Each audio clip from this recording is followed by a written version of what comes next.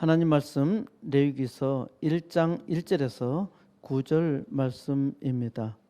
이스라엘 자손에게 말하여 이르라. 너희 중에 누구든지 여호와께 예물을 드리려거든 가족 중에서 소나 양으로 예물을 드릴지니라. 아멘. 추석 명절에 제사를 드리셨나요? 제사를 드리지 않으셨어요?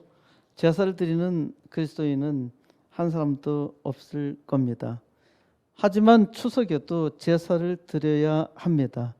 추석에 제사를 드려야 한다니 대체 무슨 말인가요? 표준 대국어 사전에서 제사는 신령 또는 죽은 사람의 넋에게 음식을 차려놓고 정성을 표하는 예절이라 정의하고 있습니다. 귀신에게 드리는 제사는 헛된 일입니다. 왜냐하면 첫째로 죽은 귀신이 제사상에 와서 먹는 일이 전혀 없기 때문입니다. 둘째로는 죽은 귀신이 거기에는 없기 때문입니다. 그러니까 죽은 귀신이 제사상에 나타나는 일은 전혀 없죠. 귀신은 돌아올 수 없는 곳으로 영영 떠났기 때문입니다. 조선시대 세종대왕 때 명재상이었던 황희정승의 고사를 보면은 제사를 드리지 않아도 된다는 사실을 황희정승이 알았던 것으로 생각됩니다. 어느 날 한 사람이 황희정승에게 와서 묻습니다. 아버지, 제삿날인데 우리 집 소가 새끼를 낳았어요. 그래서 제사를 드릴 수야 없지 않겠습니까? 했더니 황희정승은 그야 지낼 수 없지 라고 대답했습니다. 다른 사람이 찾아와서 황희정승에게 묻습니다. 오늘 우리 집 돼지가 새끼를 낳았지만은 아버지 제사는 지내야 하겠죠? 황희정승은 그야 물론 모셔야지 라고 대답했습니다. 이 말을 옆에서 들은 황희정승의 부인은 그에게 물었습니다. 한 사람은 안 된다 하시고 다른 사람은 된다 하시니 어찌 된 말인가요? 그래, 제사를 지내고 싶어하는 놈은 지내라 하고 제사를 지내고 싶어하지 않는 놈은 지내지 말라 하였을 뿐이요. 황희정승이 아주 뛰어난 판단을 하셨지요. 이는 실리적 판단입니다. 제사를 반드시 드려야 하는 것이라면 싫어도 제사를 지내야 한다고 말했을 것입니다. 유교 사회에서 제사를 드리지 않아도 된다고 말한 것은 나쁘게 말하자면 반역이지요. 좋게 말하자면 엄청난 혁신입니다. 제사를 지내나 지내지 않으나 그게 중요한 것이 아니라 자기 마음에 따라 하라는 것이죠. 제사는 드려도 되고 드리지 않아도 된다는 것입니다. 무엇보다 억지로 제사 드릴 필요가 없다는 것인데 조상 제사는 반드시 드리지 않아도 됩니다. 부모가 죽은 후에 제사 지내려고 하지 말고 죽은 다음에 제사 지내는 것은 효도하는 척하는 것이죠. 살아 있을 때 잘 모시는 것이 효입니다. 한자어 효도 효자는 늙을 노자 아래 아들자가 있는데 이는 자식이 노인을 등에 업은 것과도 같은 모양입니다. 그러니까 효도는 자식이 노인을 섬기는 것이라 말할 수 있겠습니다. 저의 지도교수님이 93세이신데 제게 전화를 주셨어요. 제가 전화를 3번 했는데도 이상하게 잘 받지 않아서 무슨 일이 있으신가 했습니다. 듣자 하니 교수님은 댁에서 넘어지셔서 한쪽 뇌를 다치셨다는데 말이 아주 어눌해서 몇 번씩 말씀하셔야 겨우 알아들을 수 있었습니다. 교수님은 이제 살 날이 얼마 남지 않았다 하시면서 제게 보고 싶다 하시며 용인의 효자병원에 입원 중이라 말씀하셨습니다. 제가 전화를 끊은 후에 교수님의 아드님에게 전화를 했는데 그분은 자기 부친이 제게 연락하라고 하셨다면서 면회는 코로나로 인해서 10분간 유리창 밖에서 얼굴을 보고 마이크로 대화할 수 있다는 것입니다. 마치 교도소에서 면회하듯이 하는데 저는 조만간 찾아뵙기로 했습니다. 아리스토텔레스는 선생은 부모보다 존경해야 한다고 말했습니다. 조상을 섬기는 제사는 고대 중국 상나라 조갑 왕에게서 시작되었습니다. 조갑 왕은 토착신을 배제하고 직계 조상만 섬기는 조상신 풍습을 만들었습니다. 조갑 왕은 조상을 숭배하면 농사가 잘 되고 전쟁에서 승리하며 재앙을 막아준다는 소문을 내었는데 소위 여론을 조작했던 것이죠. 갑골 문자에서 제사라는 글자가 나오는 것을 보면은 제사는 처음부터 있었던 것으로 생각됩니다. 한자 제사제는 왼쪽 위에는 고기 육자가 있고 오른쪽 위에는 또 우자가 있으며 그 아래는 보일 시자가 있는 모양입니다. 아래에 있는 시는 보인다는 뜻으로 사용된 것이 아니라 제단의 모양, 평평한 모양을 나타낸 것이라 하고요. 그러니까 제사제는 제단 위에 고기를 또 우는 손으로 신에게 바치는 모습을 표현한 것입니다. 그러니까 제단 위로 제물을 올린다는 것이 제사를 지낸다는 뜻이죠. 그래서 제자는 제사를 지내다라는 뜻을 갖게 되었지만은 제사가 끝나면은 음식을 나눠 먹기도 하기 때문에 잔치라는 뜻도 함께 가지고 있습니다.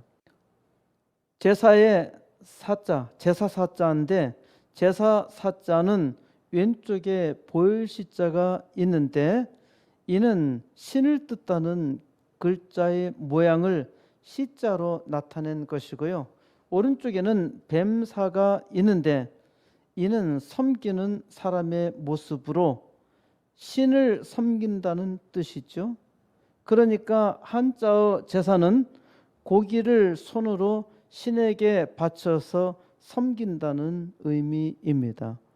영어로는 sacrifice라 말하는데 같은 뜻을 지니고 있습니다. sacrifice는 흔히 희생이라고 번역하는데 이는 또한 희생물과 신에게 제물을 바친다는 뜻도 가지고 있습니다. 본래 sacrifice는 제물을 희생시켜 신에게 바친다는 뜻입니다. 영어에서 sacrifice의 정의는 동물, 식물, 인간의 생명이나 물질적 소유물을 화목이나 경외로 신에게 바치는 것을 뜻합니다. 간단하게 sacrifice는 신과 화합하기 위해서 자기 대신 바친 희생 제물이나 희생 제물을 바치는 것을 뜻합니다. 그러므로 제사는 신에게 자기 대신 희생 제물을 바치는 것이니까 사람은 반드시 제사를 드려야 한다는 말입니다. 우리나라 전통적인 제사에서 한 가지 눈여겨볼 것이 있습니다. 조율이시라는 말이 있는데 이는 제사 차례상에서 왼쪽부터 대추나무 조, 밤나무 율, 배나무 이, 감나무 시, 그래서 조율이시, 대추, 밤, 배, 감 순으로 놓아야 한다는 것입니다. 어떤 사람은 조율시이라고도 합니다. 이 두 가지를 바꿔 놓기도 한다는 말이죠. 차례상이라고 하는데 차는 차, 다자를 말합니다. 다례상. 그래서 옛날에 원래 제사는 우리나라처럼 술을 드리는 것이 아니라 차를 드렸던 것으로 보입니다. 대추나무는 암수가 한 몸으로 한 나무에 열매가 엄청나게 많이 열리는데 꽃 하나에 반드시 열매가 맺히고 나서 꽃이 떨어진다고 하는데, 그러니까 대추나무는 헛꽃이 절대로 없다는 것입니다. 이는 사람으로 태어났으면 반드시 자식을 낳고 죽어야 한다는 의미를 담고 있다고 합니다.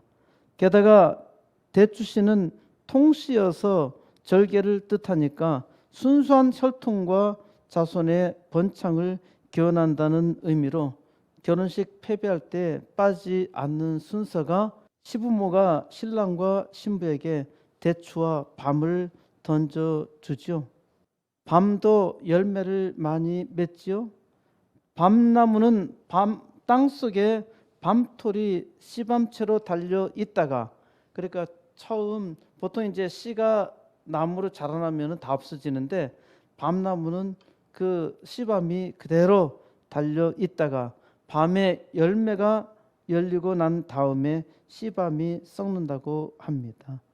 제가 이 생물학적인 이 사실은 찾아보지 못했습니다. 그래서 밤은 자신의 근본을 잊지 말라는 것으로, 이런 이유로 위패, 사람이 죽으면은 이제 그 위패를 모시죠. 그 위패를 밤나무로 만든다고 합니다. 배와 감에 대해서도 이런저런 말이 있는데 억지 이야기 같은 내용이 많습니다. 복숭아는 차례상에 올리지 않는다고 하는데, 이는 공자 가어에 실려 있는 공자 말씀에서 복숭아는 6가지 과일 중에 가장 흔한 것으로 제사에 올리지 않는다고 기록된 말에서 기인한다고 합니다. 근데 그 전에는 복숭아도 제사상에 올렸다고 합니다. 사람은 반드시 제사를 드려야 합니다. 다만 없는 조상 귀신에게 제사를 드리는 것이 아니라 하나님께 희생 제사를 드려야 합니다. 조갑왕, 곧 사람이 만든 제사가 아니라 하나님이 만드신 제사를 드려야 합니다. 참된 제사의 역사는 레위기에 기록되어 있습니다.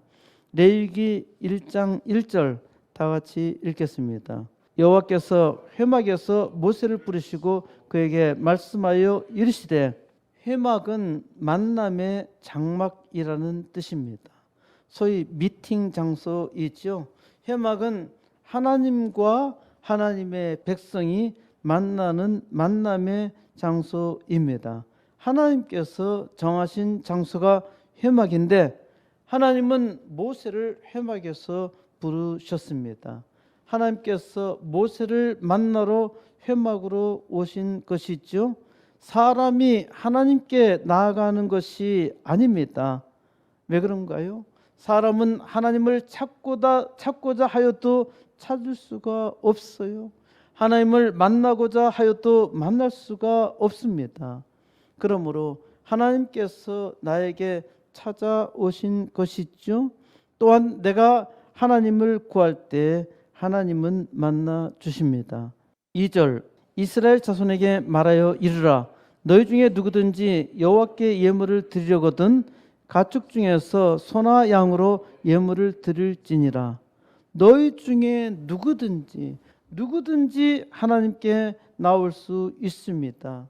직업이나 신분의 높고 낮음에 상관없이, 남자나 여자나 상관없이, 노인이나 아이들이나 또 가난한 자나 부한 자나 귀한 자나 천한 자나 누구든지 아무 차별 없이 하나님께 나올 수 있습니다. 게다가 이스라엘의 순수한 혈통, 곧 순수한 야곱의 혈통을 가진 이스라엘 백성들뿐만 아니라 출 이집트 당시에 여러 잡족들이 함께 따라 나왔는데 이들도 하나님께 나올 수 있다는 말입니다. 누구나 하나님께 나올 수 있다는 이 사실이 당시에는 혁명입니다. 제사장이나 왕이나 특별한 신분을 가진 사람들만 하나님을 만나는 것이 아니라 누구든지 하나님께 나오라 말씀하신 것은 신앙의 혁명이지요. 그러므로 누구든지 하나님께 나올 수 있게 한 것은 하나님의 축복이자 이는 또한 오직 하나님만이 참된 유일한 신이라는 증거이죠. 하나님은 아무도 차별하지 아니하시고 누구든지 다 부르십니다. 하나님께 나아가려면은 반드시 예물을 드려야만 합니다.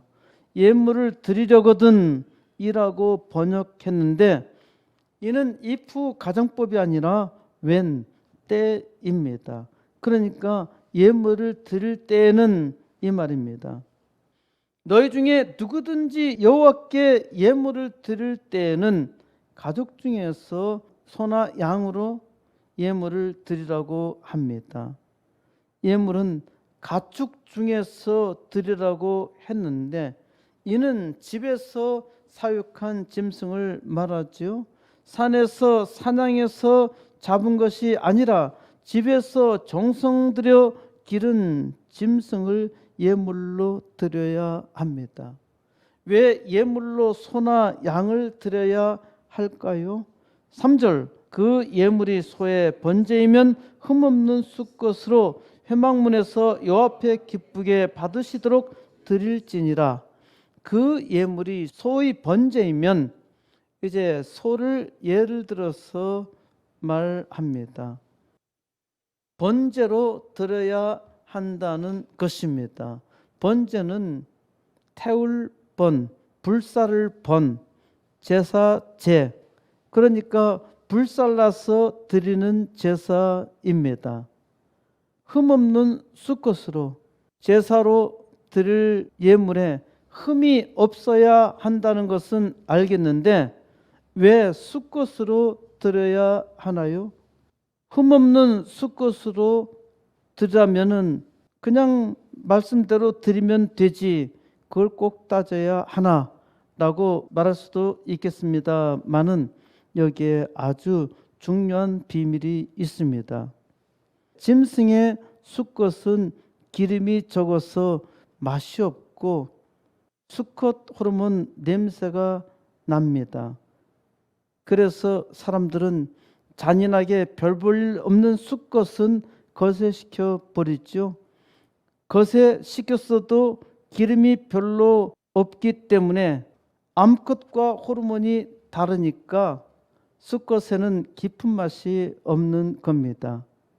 게다가 숫것은 한 마리만 있어도 충분합니다.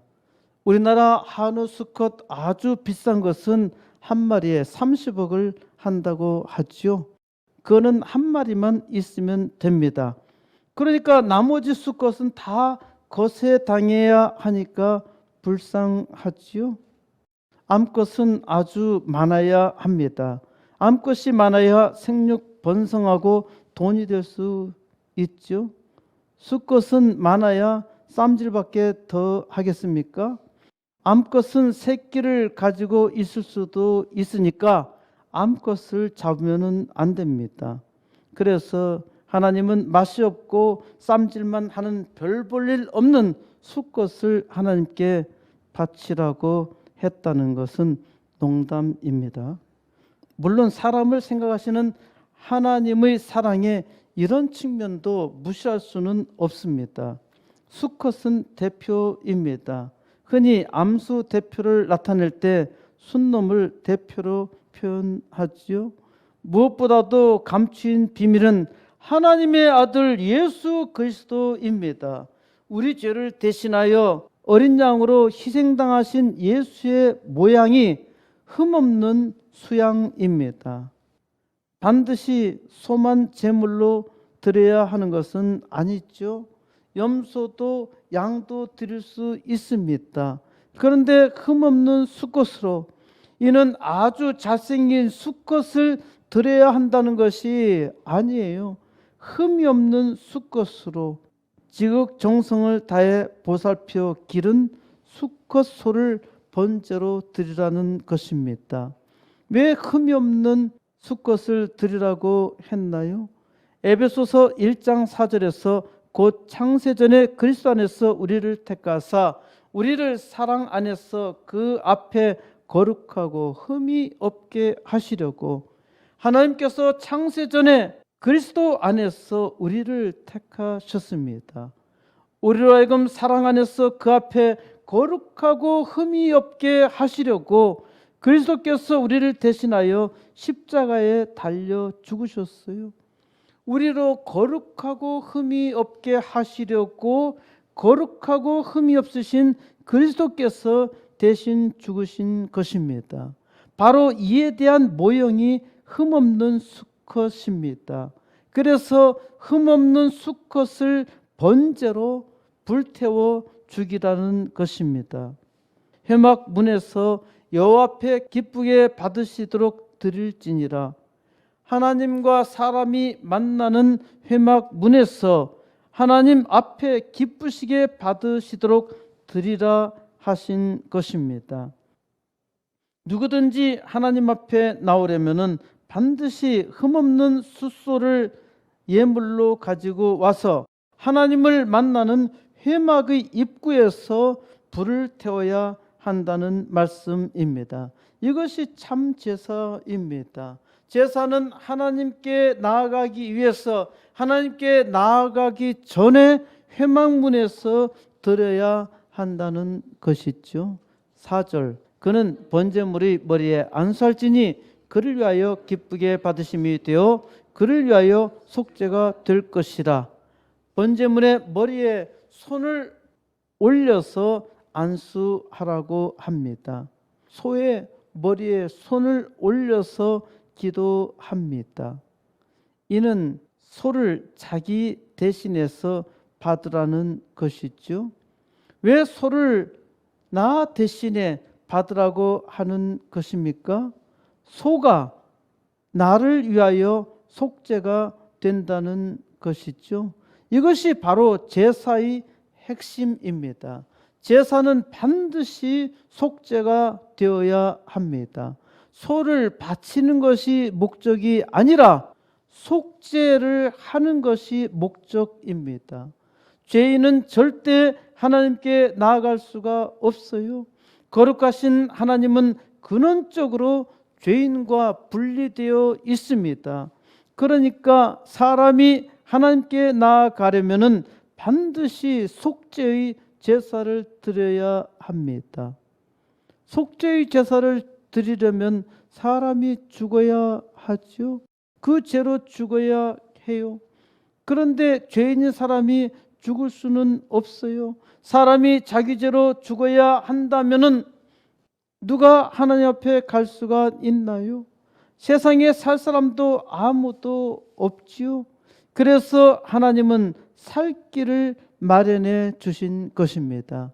이것이 하나님의 사랑이고 하나님의 방법이 제사입니다. 나에게 나오기 전에 먼저 제사를 드리라는 것이죠. 사람으로서는 아무리 노력해도 하나님께 나아갈 수가 없어요. 죄인은 절대로 하나님께 나아갈 수가 없단 말입니다.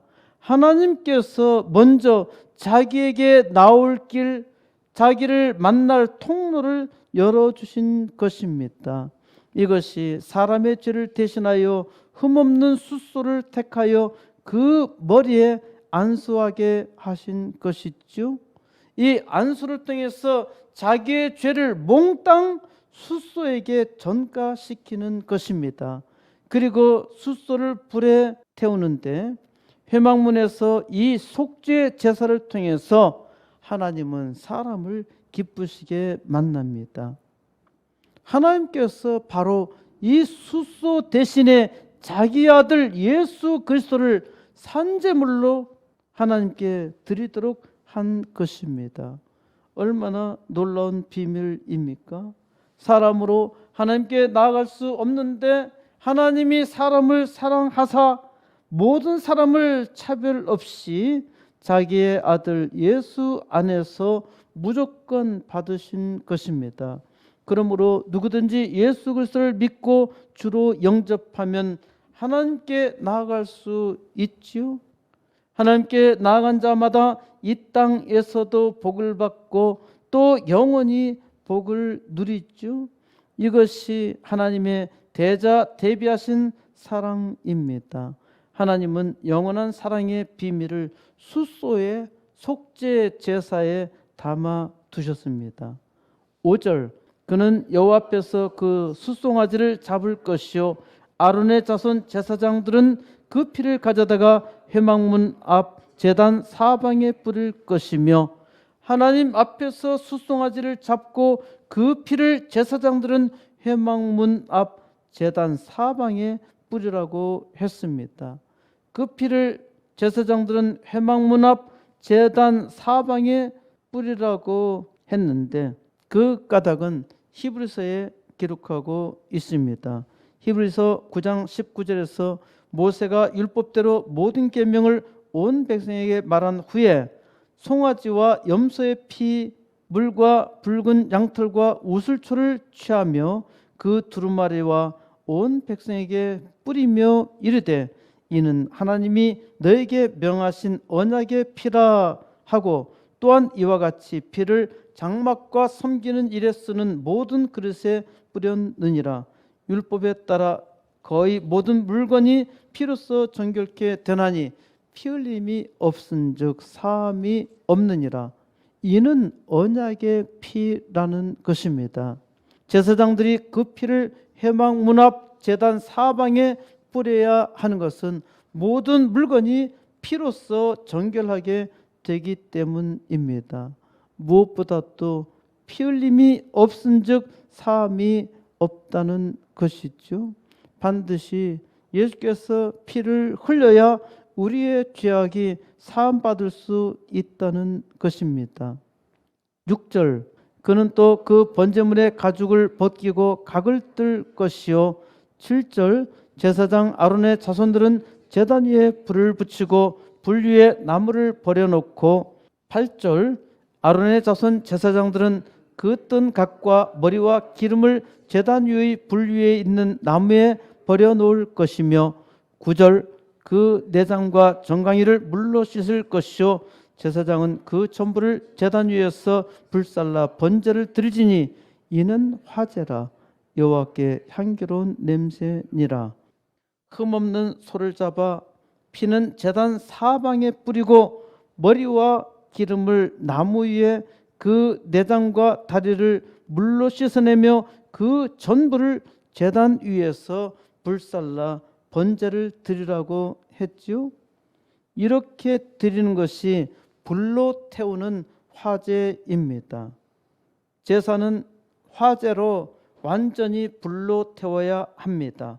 화제로 드리는 제사가 여호와께 향기로운 냄새라 했지요. 여호와께서 흠없는 숫소의 고기를 기뻐하는 것이 아니라 그 불타는 냄새를 향기롭다고 하며 기뻐하시니, 하나님의 음식이 숫소를 태운 고약한 냄새일까요? 성경을 아주 이상하게 읽는 사람들이 있습니다.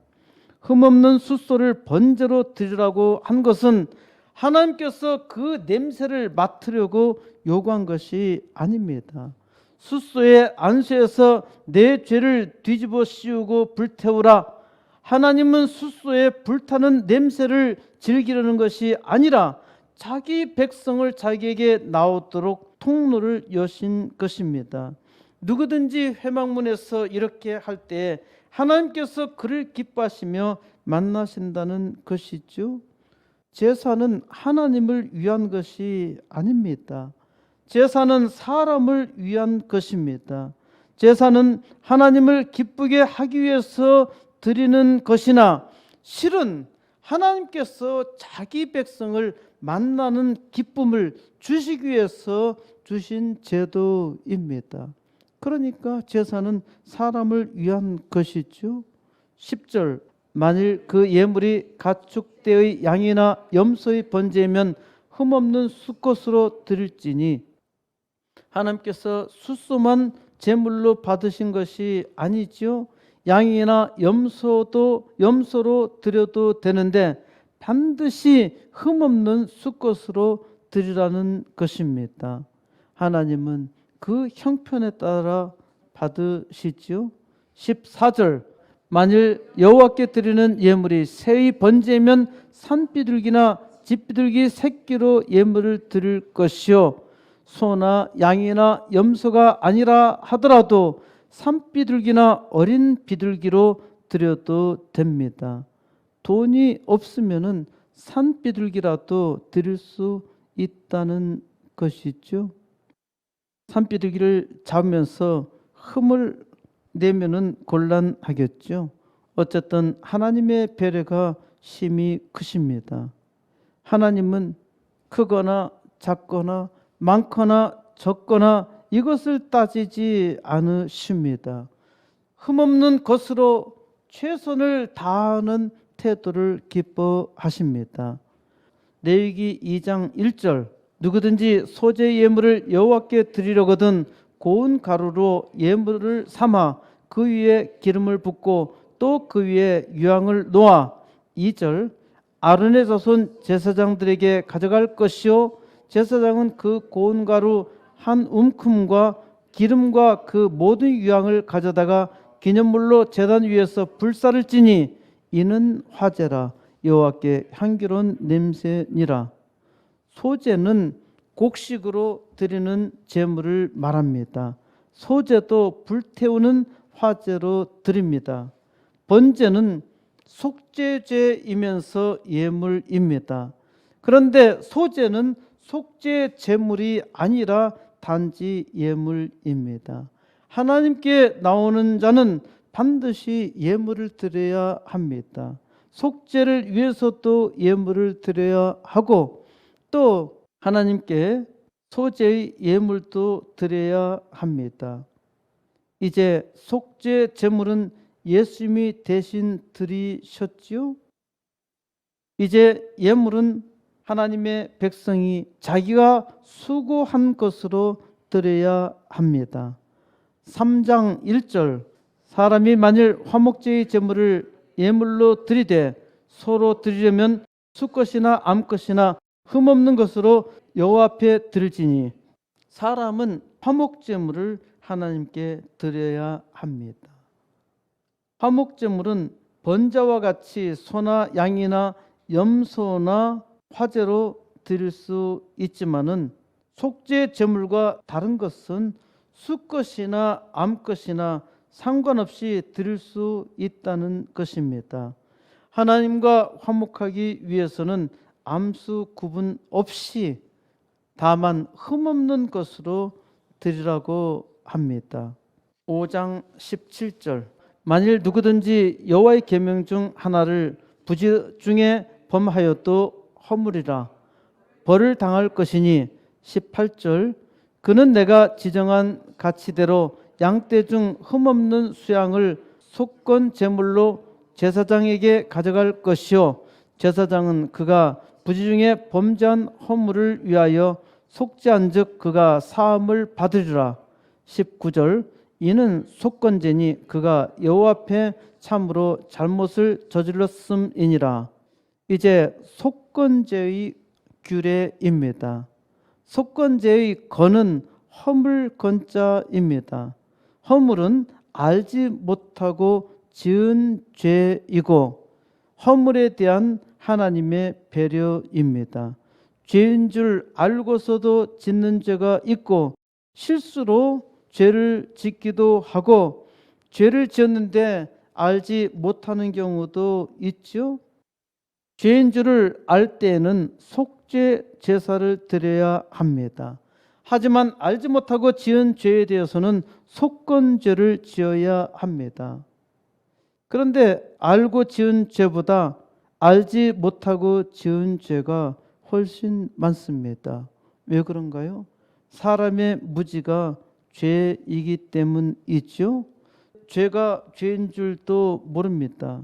세상 죄는 모르고 지으면은 죄가 아니라고 하는데 성경은 죄는 죄라고 합니다.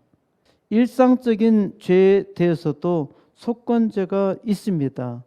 6장 2절 누구든지 여호와께 신실하지 못하여 범죄하되 곧 이웃이 맡긴 물건이나 전당물을 속이거나 도둑질하거나 착취하고도 사실을 부인하거나 3절 남의 잃은 물건을 줍고도 사실을 부인하며 거짓 맹세하는 등 사람이 이 모든 일 중에 하나라도 행하여 범죄하면 4절 이는 죄를 범하였고 죄가 있는 자니 그 훔친 것이나 착취한 것이나 맡은 것이나 잃은 물건을 주운 것이나 5절 그 거짓 맹세한 모든 물건을 돌려보내되 곧 그 본래 물건의 5분의 1을 더하여 보낼 것이니 그 죄가 드러나는 날에 그 임자에게 줄 것이요 6절 그는 또 그 속건 제물을 여호와께 가져갈지니 곧 내가 지정한 가치대로 양떼 중 흠없는 수양을 속건 제물을 위하여 제사장에게로 끌고 갈 것이요 7절 제사장은 여호와 앞에서 그를 위하여 속죄한즉 그는 무슨 화물이든지 사함을 받으리라. 속건제에 대해서 계속 말하고 있는데 속건제는 하나님께 신실하지 못하여 일어난 죄라고 합니다. 도둑질하거나 착취하거나 전당물을 속이거나 또 그 사실을 부인하거나 이런 것들은 나하고 상관없는 아주 특정한 죄인만이 하는 짓처럼 보이나 실은 누구나 저지르는 일상적인 범죄입니다. 아주 재미있는 사실은 교도소에 갇힌 사람 중에서 자기가 범죄자라고 고백하는 사람은 아무도 없다고 합니다. 데일 카네기가 쓴 글에서 그 실화를 읽었습니다.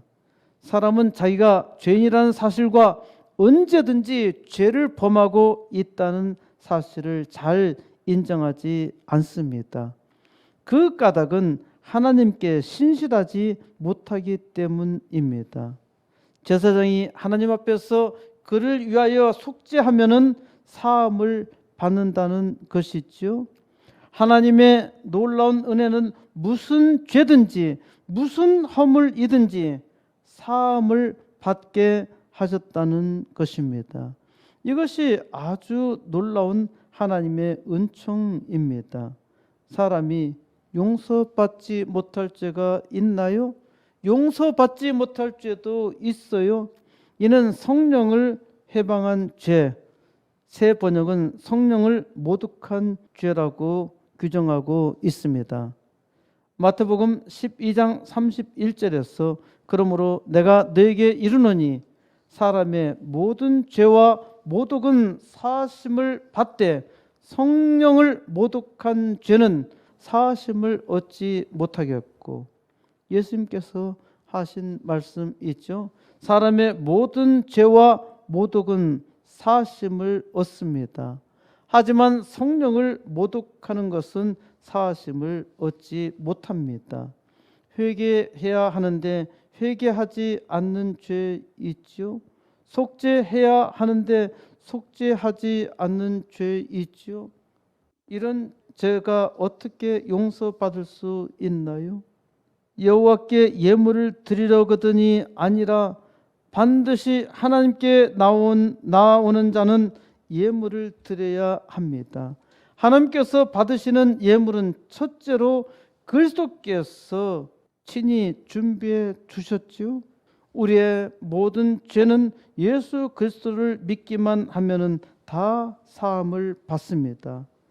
둘째로 드릴 예물은 하나님께서 주신 선물로 예물을 드려야 합니다. 이것은 하나님께서 기뻐하시는 것입니다. 셋째로 드릴 선물은 하나님과 화목하기 위해서 또한 자기의 허물을 위해서 예물을 드려야 합니다. 예수님께서 나를 위해서 산 제물이 되셨으니까 이제 나 자신을 하나님께 드려야 합니다. 로마서 12장 1절에서 그러므로 형제들아 내가 하나님의 모든 자비하심으로 너희를 권하노니 너희 몸을 하나님이 기뻐하시는 거룩한 산 제사로 드리라. 이는 너희가 드릴 영적 예배니라. 예배는 제사입니다. 이 제사의 모형을 하나님께서 모세를 통해서 말씀하셨고 그것을 레위기에 기록해 두셨던 것입니다. 이제 하나님의 은혜를 받은 주의 종들은 그 몸을 하나님께서 기뻐하시는 산제사로 드려야 하고 이것이 우리의 삶에서 드리는 영적 예배입니다.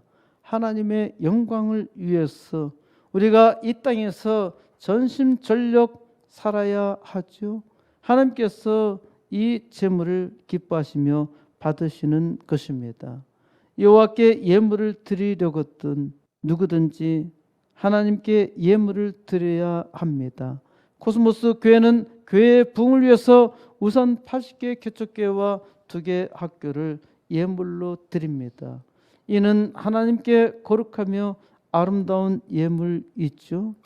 이제 우리가 모두 함께 동참하여서 하나님께서 기뻐하시는 예물로 온 땅 부흥의 역사 이루시기를 우리 주 예수 그리스도의 이름으로 간절히 축원드립니다.